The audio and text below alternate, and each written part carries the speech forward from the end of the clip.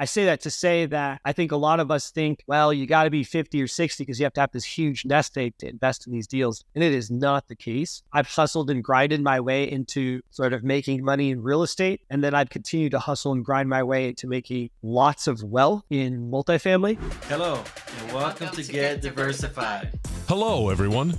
We're Jacqueline and Melvin Landry, and we welcome you to our podcast, Get Diversified. Throughout these series, we'll cover all the topics and questions you have about investing in apartment buildings, storage facilities, and mobile home parks. Being knowledgeable in these areas will help you feel more comfortable about investing. Apartment investing equals building wealth. Building wealth equals financial freedom. Achieving financial freedom allows you to spend your time with building memories with your loved ones. Let's face it, time is the one element in life that is limited, and you don't want to waste it. Hello, everybody, and welcome to Get Diversified. I'm your host today, Jacqueline Landry. My better half is at a conference in Louisiana. So I am here with Gabriel Craft. Gabriel and I go back about 18 months or so. You were in person, I don't think since Mexico. We were in when I had my short brown hair. Yeah. So the platinum is new for me. I was very impressed. Awesome. So I'm here with Gabriel Craft. So we actually are part of the same mastermind group, and we also are part of ACE operators together. So we have a lot of interaction. And Gabriel, welcome to the show. Yeah, and let's not forget, we are business partners on a 200 unit in San Antonio. Yes. So we have an opportunity to work together on a regular basis. And obviously that asset's been going so smooth, it doesn't even feel like work. The core team over there has been incredible. But we got a lot of eyes in. I remember when I first met you and Melvin, you were like kind of all in. And obviously you and Melvin brought a ton of experience from smaller multifamily. So this is a good opportunity for people to go, oh, multifamily must be for these gigantic, super high net worth individuals. No, right? I think you guys are the perfect example of, you can kind of phase your way in, or you can start at the top and learn all the ins and outs of multifamily, which is what I hope we're trying to do today. Yep. Awesome. So tell the audience a little bit about who you are. Yeah. So I'll take it pretty far back. I'll take it to like 2015. I had come up with that generation where we just go and get educated and then work. And then if we're not getting paid enough, we go get some more education. So I actually had 2 master's degrees by the time, which is just silly. Like, it's just too much school, right? It didn't make any sense. I wasn't any smarter than anybody else. I was probably dumber than most of your listeners, but I had to diligently went with all this stuff that they told me to do. And I had a good job. I was able to save some money, but then I just would increase my expenses every month. And I got into this scenario where it felt like, man, I'm never going to be free from this job, and it's getting more and more high pressure. So I made a commitment to really learn real estate. I got addicted to listening to podcasts like this, and ultimately got into multifamily in 2016. Didn't know what I was doing. I tried to do it myself. I had this day job that I'd fly around the country and work and consult people on businesses. And then I, at night, would be trying to work with my brother to, asset manage small multis and single families and quads and triplexes in Ohio, where the price point was cheap, so I could afford it. But we ran out of money. We got up to 24 units, and ultimately I realized that I didn't know how to pick a market. I didn't know how to pick an asset. And I didn't know how to manage that asset. So I was probably sort of barking up the wrong tree as far as me trying to do this by myself. It was along that time that I ran into a mentor, the mentor that me and you both share here in Dallas. Wonderful group of people. They kind of showed me there was a different way. So for a long time after that meeting with them in 2017, I would invest in these deals as a passive investor. And I loved it. I made more money on my passive deals than I was making on my 24 units that were my single family. And ultimately I did no work, right? I did a little bit of diligence. I did a little bit of following up, reading the communications that come from the sponsors, but I was able to more than double my money in 2.5, 3 years on a couple deals. Did really well from 2018 to 2021. And I had been dorking out. I'd been learning the business as much as possible. Is like Melvin's at right now, groups of people like you're going to go interact with when you head to New York next week. Just wonderful opportunities to stay engaged. I loved the group of people, so it made it easy. It was not a labor of stress. It was a labor of love as far as getting better. And in 2021, I decided to become an actual lead sponsor myself. Since 2021, Craft Capital Investments, my company, has purchased 5 apartment complexes. We have a 216 unit in Far East Dallas, an 89 unit in Fort Worth, a 128 unit in Grand Prairie, and a 200 unit that me and you own together in San Antonio. We are under contract on our 5th property. I should be careful. We haven't closed on it yet. We are currently under contract to close another 195 units in my favorite part of town, right in the middle of Dallas, Fort Worth, a little area called Mid-Cities. So moving along. And obviously at that point, you can't get there by yourself. So we've learned to have amazing teammates, including you and Melvin, and sort of expand by strong partnerships. Yeah. Wow, that's awesome. What an introduction. And you're only like 21, right? That's funny. Yeah. No, you can't tell unless you look close enough at the eyebrows, but I'm older than I look. Well, I do go to the young kids barbershop. So, occasionally I'm out looking a little bit refreshed, but I'm 40. And I say that to say that I think a lot of us think, well, you got to be 50 or 60 because you have to have this huge nest egg to invest in these deals. And it is not the case. Yeah. I've hustled and grinded my way into sort of making money in real estate.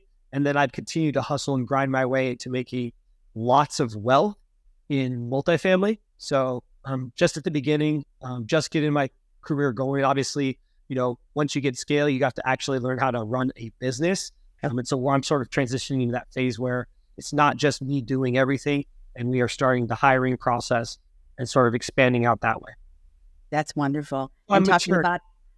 about it, it's not too young. So our 8-year-old, we have an 8-year-old, and he knows about syndication, and he's in there walking these small multifamilies here that we own in Pittsburgh. And so we're getting him. He's like, "Hey, I think you should buy this, Dad. Just need a new bathroom and some new walls and maybe some new lights." So it's never too early. And we're actually going to get him to be a passive investor probably in 2025, if not early 2024. And we want to be able for him to be able to see how fast the money grows and where is he going to be when he's 21. If we do this, give him $25K a year, right? And for him to see that just, compound.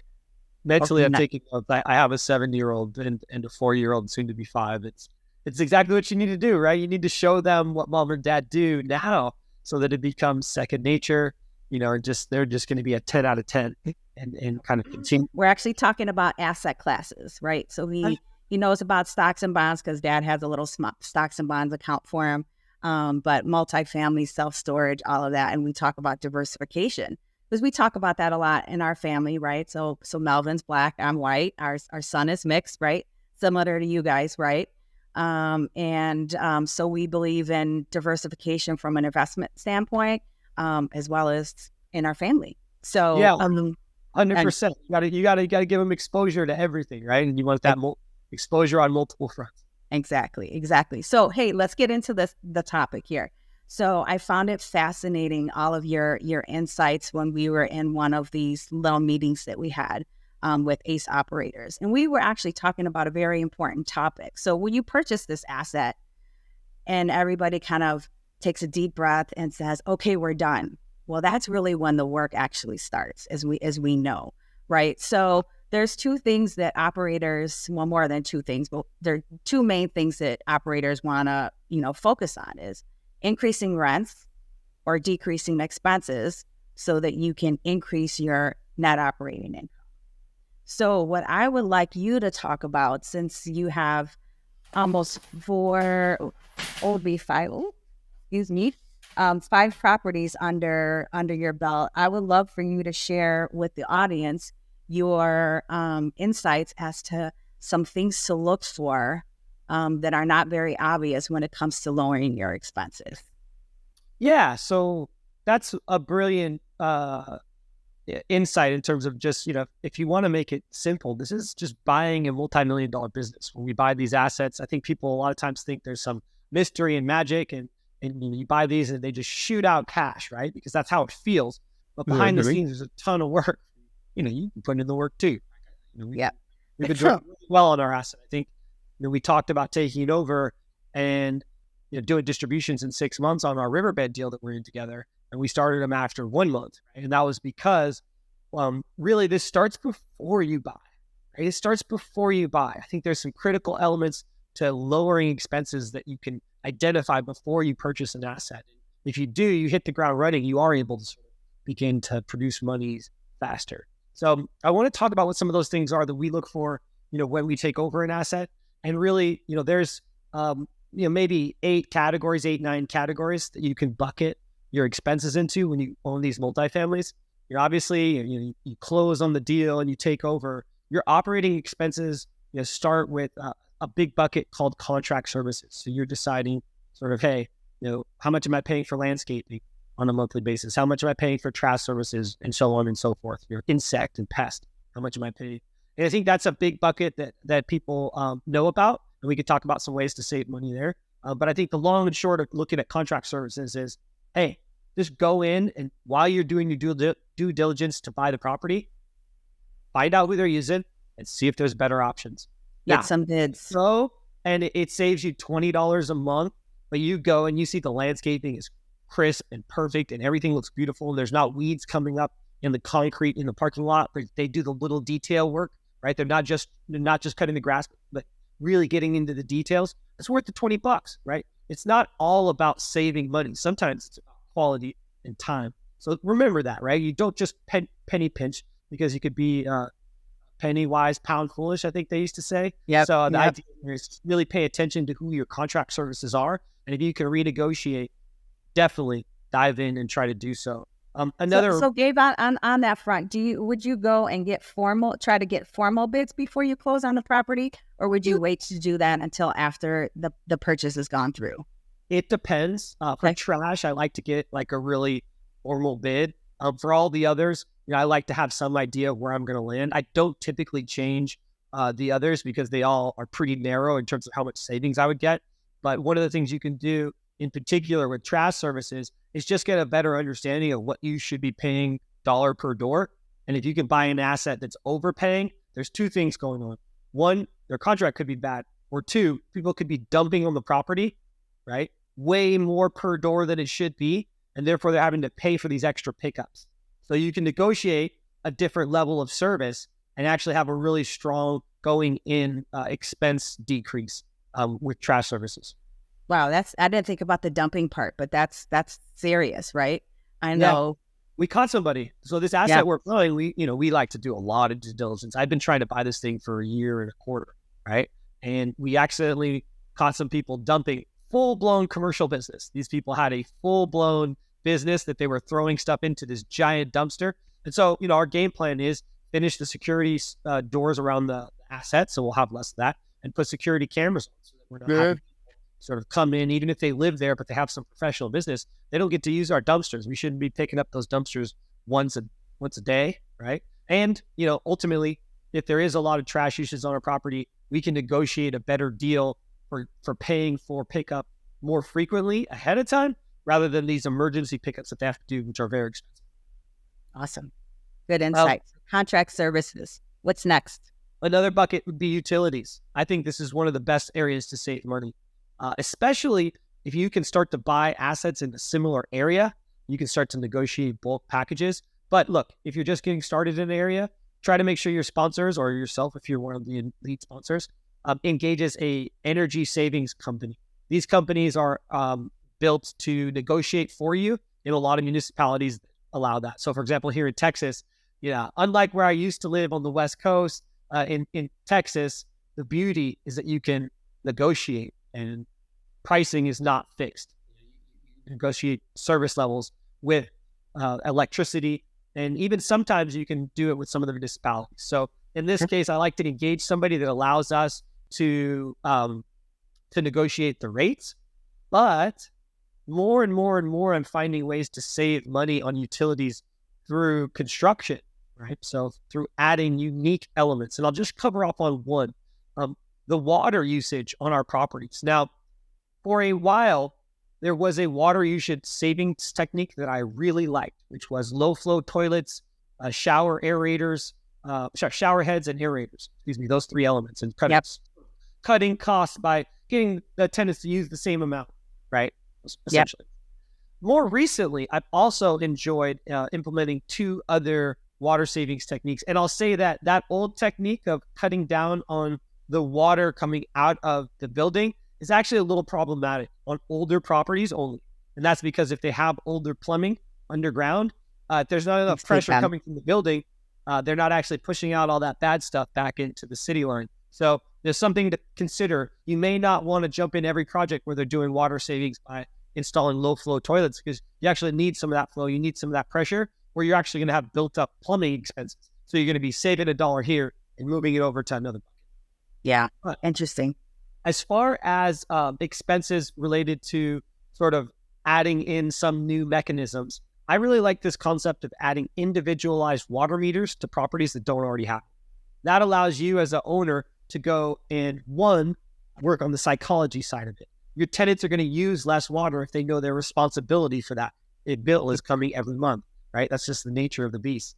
In addition, it allows you to actually add more other income, so sort of offset your expenses, which is another tool, right? If you can get money back from the tenants for their water usage, it really helps you sort of drive your overall income and net operating abilities. But the last one that I learned about that's really fascinating is you can install what I'll call a pressure monitor on the front of the water coming in from the city to your entire property.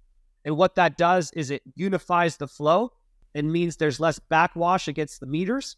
And essentially, you save a bunch of money on your water usage for just installing this nozzle at the front end, right? And it makes more of an even stream through the property. So it overall improves the functioning of your water system, the water in, right? So I mentioned, that we want to be careful about low flow toilets because that's the sewage going out. But you can actually set up some pressure evening systems on the front end, and they allow you to sort of save some money on the water in. So are those expensive? The current cost is about $100,000, right? So it depends on the size of your property. It can be cheaper. That's actually, I should say, $50,000 and $50,000 because we're buying a property that has sort of two lines come in. Okay. Ultimately $30,000 to $50,000, somewhere in that range each. You can add them in, and you got to do the math on it, whether you save that over the long haul.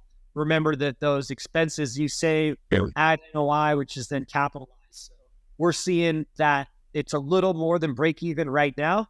And ultimately, depending if you have like a really large water bill or not, you may save more. You can also have those companies go in and do a quick analysis, a quick and dirty, to see if they'll save you, what they'll save. Got it. So before you go on to your next one, I want our viewers, so something that you said that I wasn't very clear on when I first got into multifamily is you said it gets capitalized. Yes. So capitalization expenses, talk a little bit about where those are. Are those in the expense part? Are those in the rent part? The answer is no, but I want you to speak to it a little bit. All I mean is this, right? So I used to be a math teacher. I'll try to do this as simple as possible. If I owned a business, right, what is the value of that business? Right? Well, it's worth what anybody will pay for it. But you're going to want to look at multifamily as this huge opportunity that not just me and Jackie are buying. You've got cities and municipalities and teachers unions buying these giant things. You've got a lot of competition. So what it ends up boiling down to is they start to look at it from, how good is the asset? How much am I willing to pay for every dollar that this asset produces in terms of return, right? And different properties have different what are called cap rates. So it's essentially a number that you would divide the income by, and it would tell you what you should pay for the property.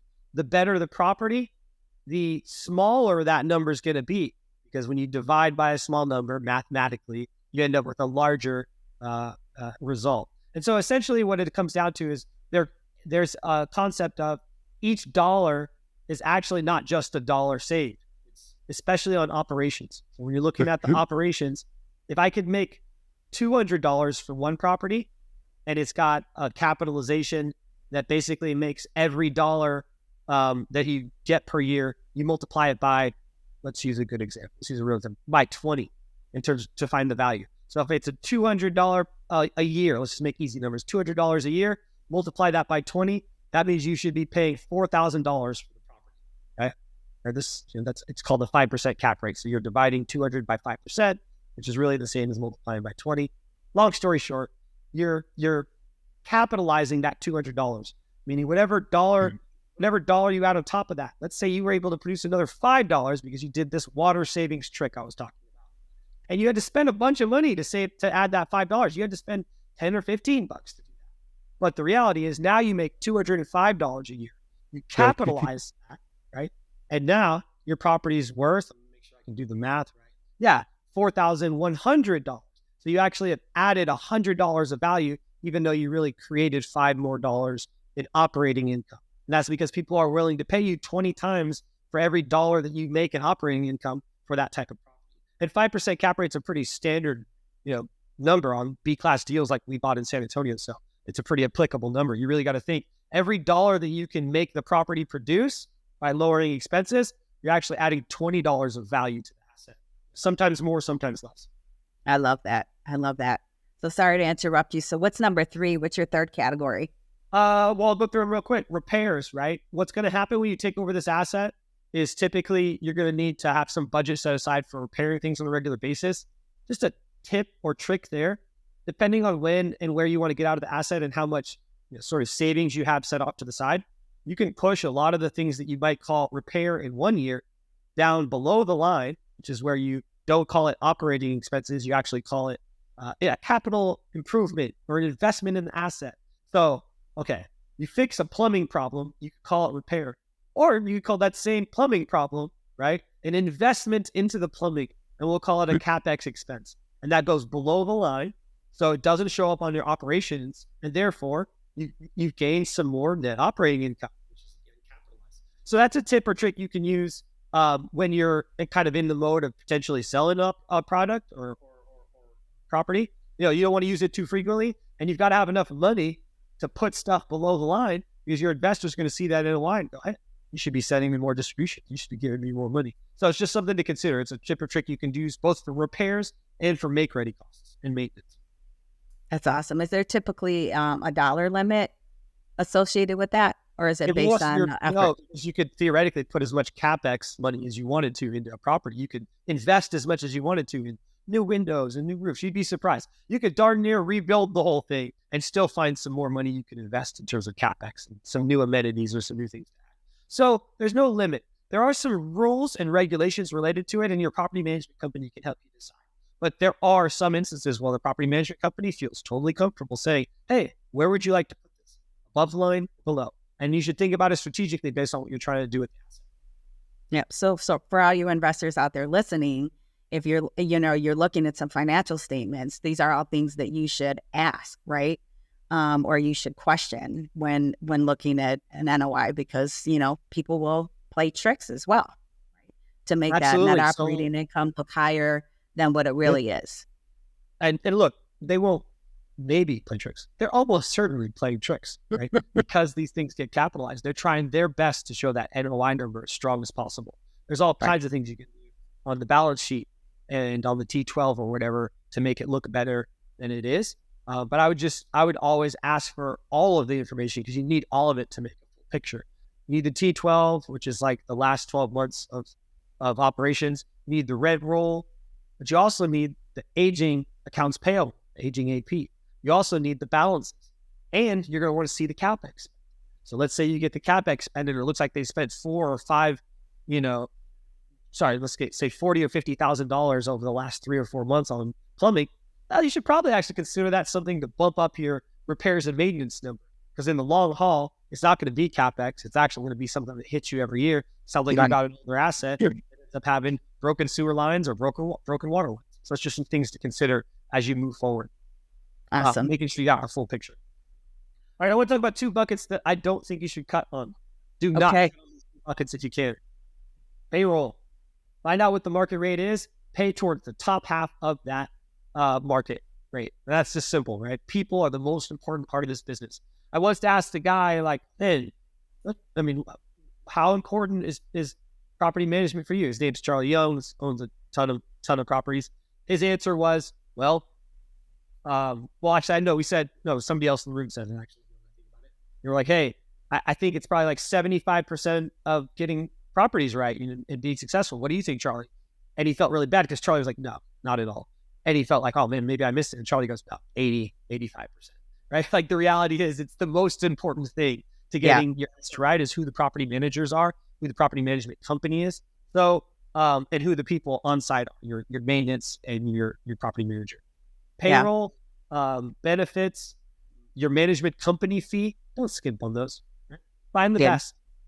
Build a relationship with the best, keep the best. I think that's the best thing you can do for your asset.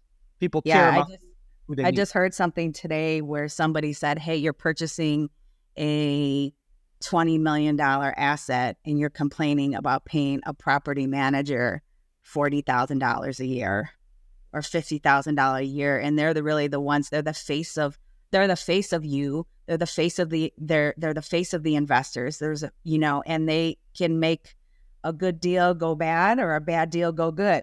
Right. So they are super critical. So I'd agree with the higher percentage for how important a property management company is. And at the end of the day, the deeper relationship you have with these people, meaning through your property management company, like how they have the relationship, or if you are more of a direct hands-on owner, if you build that relationship yourself, it's not always about the dollars and cents, but make sure you feel no way about going toward the top part of the bar, maybe the top 70, 80, 90 percentile when it comes to paying your people. If not, being at the top, because you'll get the best people, you'll keep the best people, and they'll recommend other best people. So it's a really important piece. The another bucket is just general admin and overhead. Just like any business, there's what people call G&A, right? General and administrative. This is your office, supplies, your other expenses that don't really have a cool, clear bucket.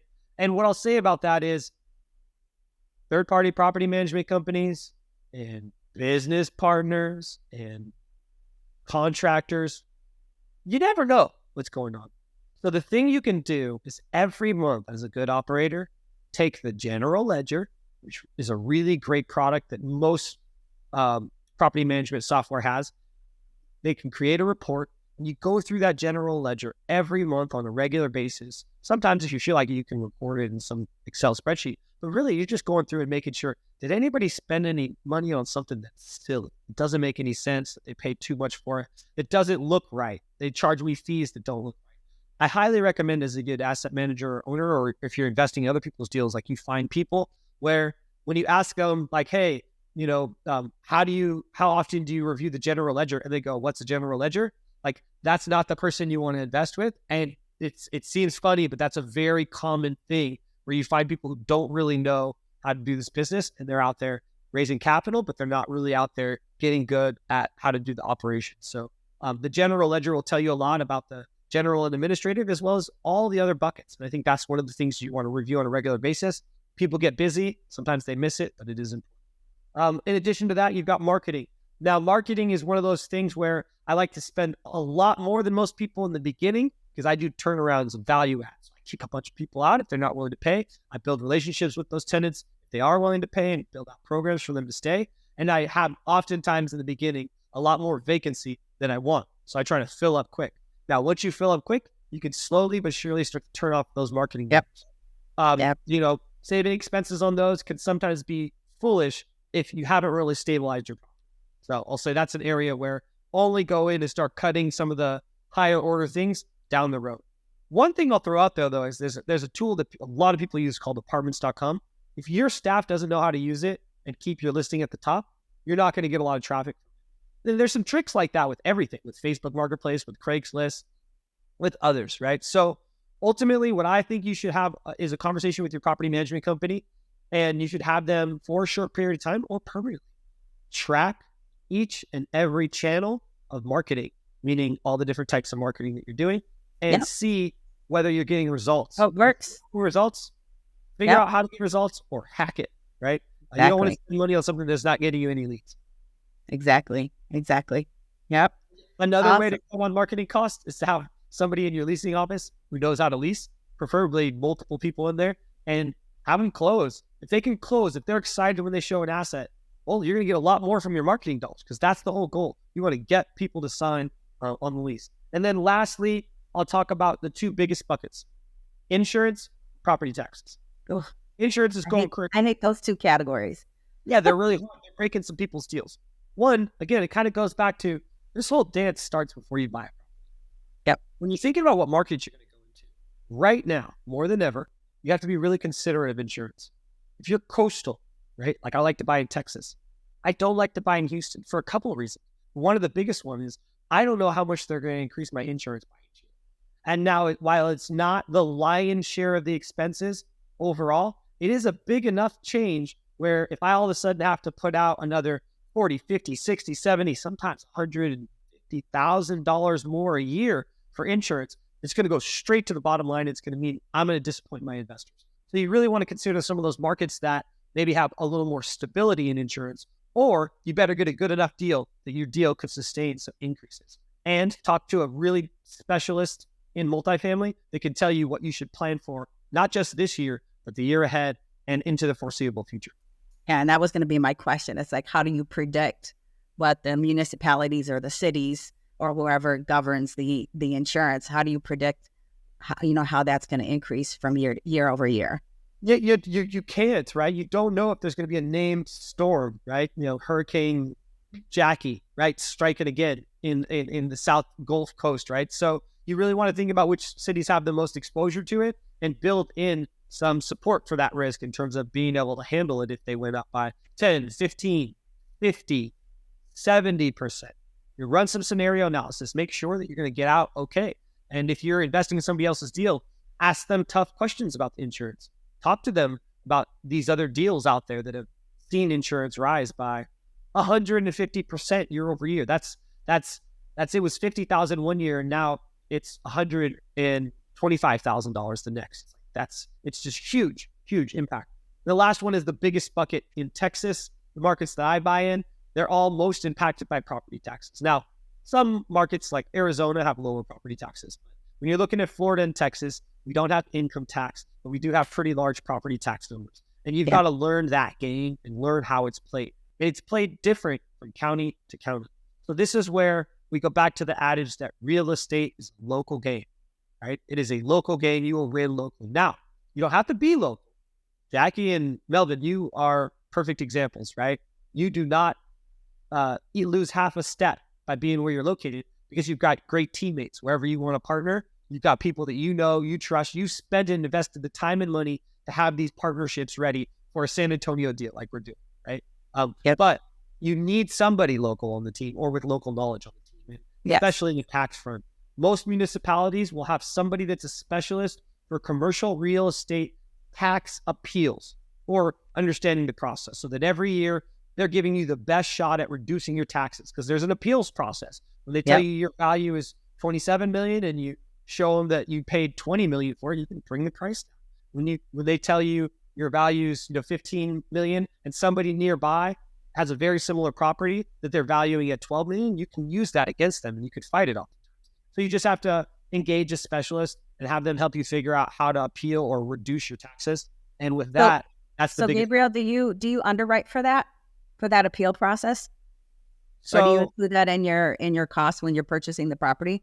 So remember, when you take over the property, you're going to get hit in the pants typically, right? Because you're paying more than they did. Otherwise, you're paying more than they did. And so what you need to know is which county are you buying in and how much should I budget for an increase? So if you underwrote everything to go to 100% of your purchase price, so like let's say it was $10 million when the current owner bought it, right? And they're paying maybe $88 million worth of taxes, or like the tax people think it's worth $80 million. That means that the tax people are typically charging about 80% of the valuation of the actual value of the asset. But there's some places that are more aggressive where you might have somebody who bought it at 10 million and they're already at 10 million as far as how much they think it's what they're charging for it. When you go to buy it at 15 million, that municipality is much more likely, especially in the first 2 years, right? 1 to 2 years, to come after you and try to get it up to 15. And you've got to have somebody who helps you fight back, right? That's what that. So I usually underwrite by having my tax appeal person take a look at my deal, and they can give you an indication. They can tell you, here's the most likely scenario, the best case scenario, and the worst case scenario. And you plan, accordingly based on what your experience level is. If you're brand new, you might want to plan on going for that worst case scenario or somewhere close to it so that no matter what, you're covered, and put your offers in accordingly to that number. If you're a little more experienced and you know how the dance works, you can understand, well, when I'm in Tarrant County, which is a county near Dallas, it's where Fort Worth is, they are aggressive. So I'm like near 100%, definitely right at 100% in year 2 or 3 of what I bought, right? That's where they go super fast. If I'm in Dallas County, though, I've gotten to know these people that do the tax appeals well. We go out to lunch. I mean, I highly recommend that. Get to know them, learn their business, ask them questions, because they taught me so much about Dallas County that now I'm comfortable from dialing it in a little better, because I know that Dallas County had some unique legislation that allows you to have more of a chance to protest your taxes. So I could dial it in with them a little better and feel like, if anything, they're being too conservative when they tell me the most probable number. And, we usually have been, up to this point, solid on our taxes. I've been right on point, but a lot of that has to do with building a relationship with those advisors. Yeah, exactly. And actually, so Melvin's been investing in Pittsburgh even before we got married.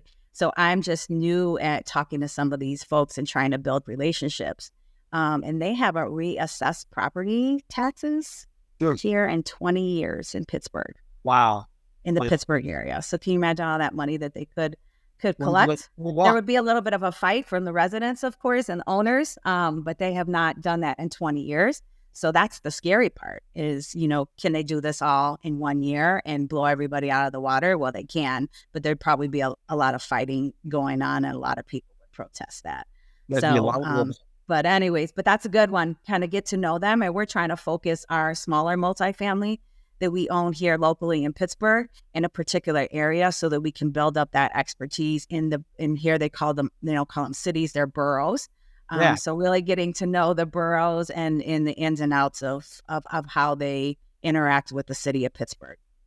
That's huge. And I love that you guys are focusing, right? Because I think that's where people lose sight of how you can add a lot of value. So if you focus and get good at a particular pocket, one, you're just going to, by nature of having everything close by physically, you're going to see your properties more. And you're also going to get to know the ins and outs, the advanced level stuff. Not just to make money, but to make money too on the income side. So I love that. For sure. So, wow, what great. So you gave me way more than 3, but I appreciate those, because those are great for our users. And hopefully they're taking notes or can rewatch the webinar again. So Gabriel, tell us how people can find you if they want to, connect with you or chat more about this topic, or maybe a different topic. Well, this topic, multifamily investing in real estate, it gets me going. When I'm having a tough day or a rough day, if I get a chance to talk to somebody for 15 to 20 minutes about their investment, their current investments and where they're headed, I freaking light back up and I'm charged, and I'm going to jump off of this call and probably get to work on these 2 or 3 things I've been hesitating doing, right? Because I'm excited. Now, I love talking about it. The easiest way to reach me is chatwithgabriel.com.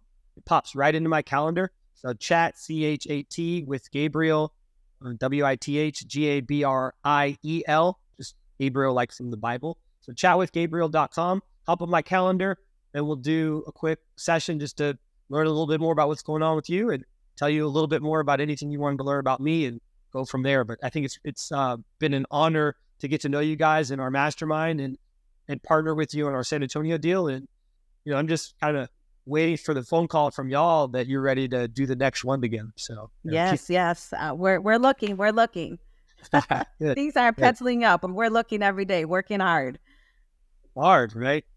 Trying to be like you, for sure. I want to be like you guys. You guys have such a good market. I think you guys have been looking both in Pennsylvania and Ohio, which, it's my old stomping ground. So very much so. You guys land some big ones out there. Near the Columbus area would be ideal for me. I like that market. It's diverse. It's well settled. It makes a lot of sense. As long as they can come down on the prices a little bit. Yeah. That's the problem I've been having in underwriting. But anyways, hey, Gabriel, I wanted to thank you for all of your knowledge today. You're awesome. Keep doing what you're doing. Hey, if you ever need any, pick me up, hit me up on the chat, talk to me for 15 minutes. You'll bright up again and you'll be ready to move on. So appreciate your time and have a great rest of your day. We'll be in touch. Do the same, Jackie. All right. Bye-bye. Bye. Jacqueline and Melvin, thank you so much for taking time out of your busy day to listen to this episode of Get Diversified. Please make sure to subscribe to our podcast so you don't miss out on future episodes. Finally, stop by our website and follow us on social media. Ciao for now. Make it a great day, and we'll see you next time. And remember, get diversified.